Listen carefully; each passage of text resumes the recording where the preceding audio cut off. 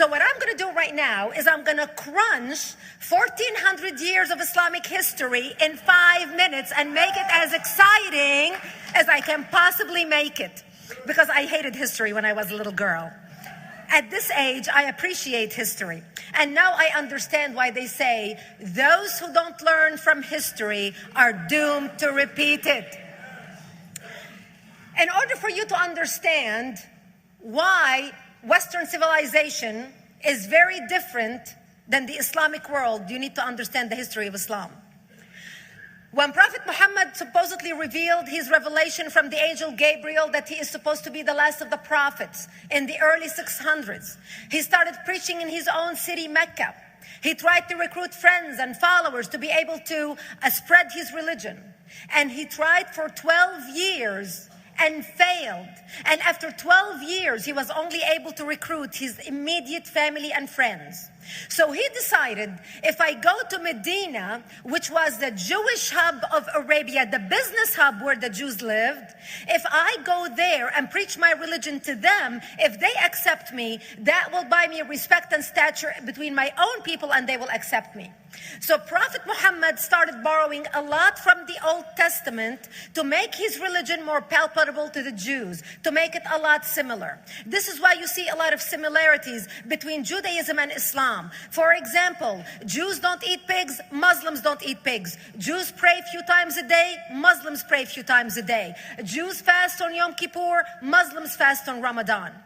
And this is why you started seeing a lot of good writing in the beginning of the Quran when Prophet Muhammad was saying all the good things about the people of the book. He took his message and went to Medina trying to recruit the Jews, talking about the people of the book, talking about how similar the two religions are. When they refused to accept him and follow him as the last of the prophet, that's when he turned against them and started killing them and started expelling them. That's when Islam went from a spiritual movement for the first 12 years of Islam into a political movement cloaked in religion after the year of the Hijrah, after Muhammad went to Medina and the Jews did not accept him. He became a military warrior and declared war on them and started expelling them. Jews and Christians became dhimmi, or second-class citizens. They were only allowed to stay alive and not be killed only by paying the jizya or the protection tax. So they had a choice: convert to Islam, or if you want to stay alive, you have to pay the jizya or protection tax, living as dhimmi in the Islamic nation. Christians and Jews could not ring church bells. Jews could not blow the shofar. Christians could not ring church bells. They could not pray publicly. Christians and Jews could not gather together and build new churches or new temples. And the way they paid the jizya or the protection tax was in a monthly ceremony where they would get together downtown and the Jew would kneel on his knee and hand his goods to the mullah, who would take the goods as the price for buying the protection. And in many areas, Jews and Christians were given necklaces to wear as a receipt that they paid their jizya or their protection tax. Jews considered najis under Islam. Najis is bodily fluid. Najis is garbage. Najis is dogs. Najis is dirty. So Christians and Jews were treated as second-class citizens. Islam continued to grow. As Islam grew, more people became dhimmi or second-class citizens. Jews and Christians were given identifiable clothing. The yellow star, which was given to the Jews that most people think is a German invention. It was actually an Islamic invention in the 9th century in Iraq by the second Khalif al-Mutawakkil of Iraq, who invented the yellow star for the Jews to be identified as they walked down the street. Because Jews were considered najis, if a Muslim man or a Jew walked on the same side of the street, the Jew had to cross the other side so the Muslim man can walk, so he's not dirtied by the filth of the Jew. Christians were given the zunnar, the belt, which most of you men are wearing right now. That was an Islamic invention for the Christians. Islam continued to grow. They went all the way to Jerusalem. They conquered Jerusalem. Christians couldn't ring their church bells in Jerusalem.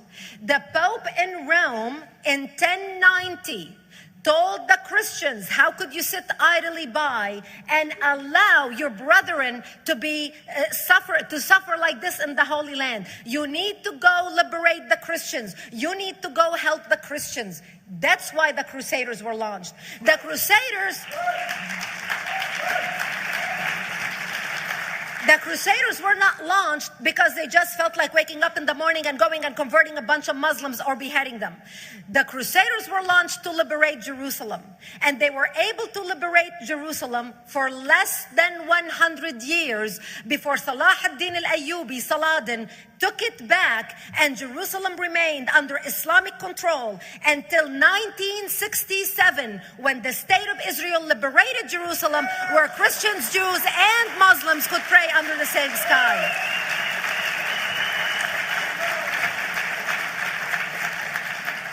The Crusaders continued fighting Islam, and for 300 years they tried and failed. And by the 1300s, the Crusaders disappeared because they could not win against Islam. Islam continued to expand. They went all the way to Central Europe. They went all the way to China. They went to India. They conquered Spain. They changed the name of Spain from Spain to Andalusia. And they started, as they advanced, as they conquered more nations, more people paid the jizya, or the protection tax. And this is how the Islamic Empire grew. It went all the way until they was stopped at the gates of Vienna on 9/11. 9/11 is not a date that Osama bin Laden just picked out of a hat. 9/11 is a symbolic date in the Islamic calendar. By the 1600s, Islam had covered more of the earth's surface than the Roman Empire did at its peak. Between the 1600s and the 1800s, the Europeans were experiencing the European Industrial Revolution, where the Europeans were able to invent products on factory lines, where they are able to make money and sell products, which gave them the money to build a strong army in order to fight the Muslims. And that's how they were able to stop them at the gates of Vienna on 9/11. The Europeans started the pushback against Islam. They pushed them out of Europe. They pushed them out of all the way to the Middle East and North Africa. By 1924, the Islamic Empire ended. In 1924, the Islamic Caliphate ended in Turkey by President Ataturk, who was a secularist. He ended the Islamic Empire, and he gave women rights to vote. He gave women a right to an education, a right to work, a right to choose a husband. He forbid women from wearing the hijab. He forbid men from wearing the beard. The Muslims hate him so much that they consider him a Jewish agent, because they believe that his mother and her bloodline was Jewish, and that was the influence on Ataturk. By the time the Islamic Empire, or the Islamic Caliphate, or the Islamic State ended in 1924, the Islamic Caliphate had existed for 1400 years, and it ended less than 100 years ago. By the time the Islamic Caliphate ended in 1924, 270 million people around the world were killed by Islam. 270 million. And we didn't have weapons of mass destruction, and there was nuclear weapons. All of these people were killed, butchered by the sword. The people in the world, less than 100 years ago, how many people knew this history? Please raise your hand.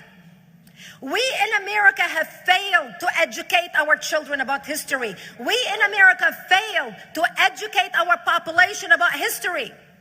Our children in high school, you take any 17, 16-year-old kid, 18-year-old kid, and ask them about World War II. They can't even tell you what happened in World War II. For them, it's ancient history, and we still have our World War II veteran walking among us. That's how little we know of history. Islam ended in 1924, the Caliphate. People thought the Caliphate will never be resurrected. The Caliphate will never come back. But two things happened in the Middle East in the last century that made the Islamists be able to resurrect the Caliphate. Number one is the discovery of oil in Saudi Arabia, which we were able to discover and were stupid enough to allow them to nationalize it. And the number two that happened was Ayatollah Khomeini coming to power in 1979. That gave the Islamists the money and also the spiritual covering in order to explode on the world stage. And people say, oh, well, the Wahhabis exported their Wahhabi radical religion. The Wahhabis are the name of Wahhab. They're not a different sect of Islam. They follow the authentic preaching of Prophet Muhammad, the way Prophet Muhammad lived and practiced his religion. This is why neither you or me or any infidel can step a foot in Mecca, because as far as they're concerned, we are filth. And as infidels, we're not allowed to step a foot, not President Obama and not anybody else.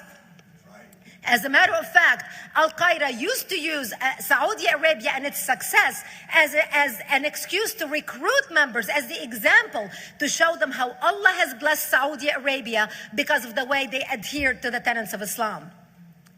And today we talk about ISIS. ISIS is not a new invention. ISIS resurrected the caliphate that ended less than 100 years ago.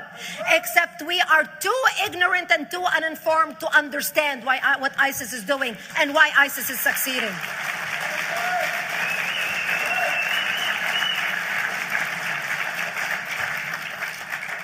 Two things you need to understand about Islam and the principles of war in Islam. One is the law of taqiyya, which means lying and deception. It means that a Muslim man can lay his hand on the Quran and swear that he is telling the truth, knowing that he is lying, but also knowing that the Quran will forgive him because he is advancing the cause of Islam. The second thing you need to know about is that the Treaty of Al-Hudaybiyah, which is an Islamic principle of war and a model on how to deceive your enemy when you have to sign peace treaties with your enemy. And it is based on an example by Prophet Muhammad. Prophet Muhammad was attacking the Meccans and their caravans when he was living in Medina.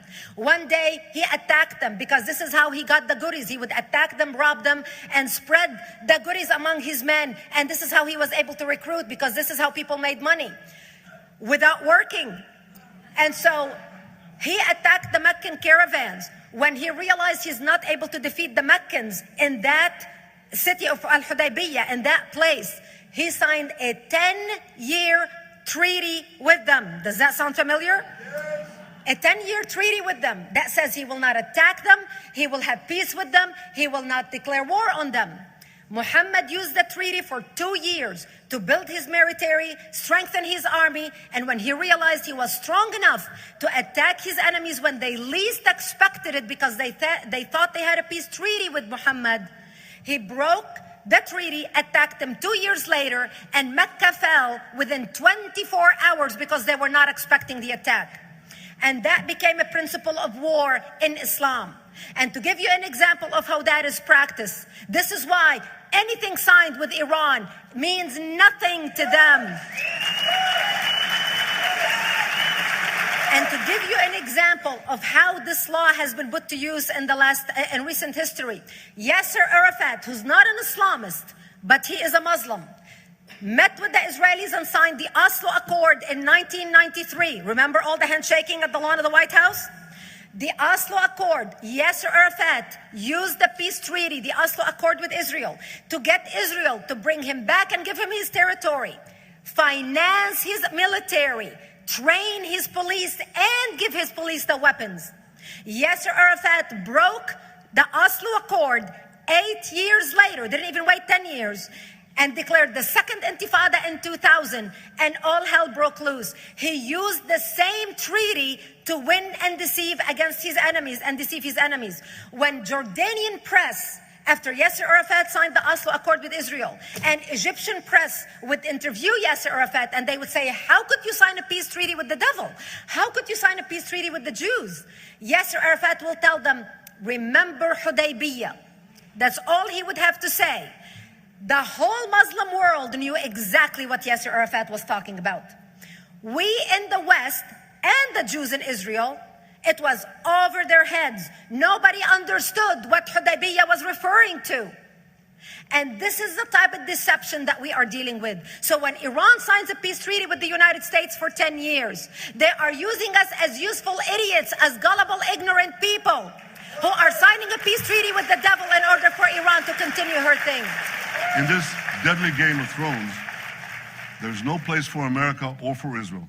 We don't have to gamble with our future and with our children's future. Elie Wiesel. And I wish I could promise you, Elie, that the lessons of history have been learned. That is why it is so important to be wise about who we're going to put in the White House next year.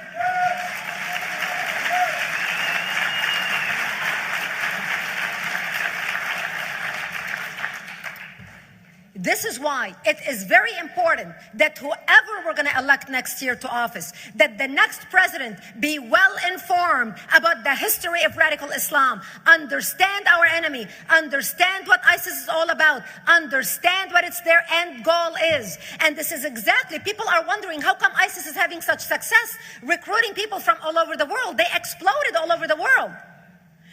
The Pew Research did a poll. And of course, the Pew Research is not Brigitte Gabriel, is not Fox News, is not Tony Perkins. The Pew Research did a poll in 2013 when they went around the world and interviewed Muslims from Islamic countries all over the world. And they asked them two questions. Would you like to have Sharia law as the law of your country? And would you like to see the Islamic Caliphate? And remember, this was in 2013, before ISIS. The 5 top countries in the world, in the Islamic world, the 5 top Islamic countries: Indonesia, 204 million Muslims. Indonesia, Pakistan, Egypt, Nigeria, and Bangladesh. 77% of Muslims interviewed in these Islamic countries, 77% want the establishment of Sharia law and want the establishment of an Islamic state. That means 77% of the world, quote, moderate Muslims agree with the establishment of ISIS and what ISIS is doing. Let's not fool ourselves.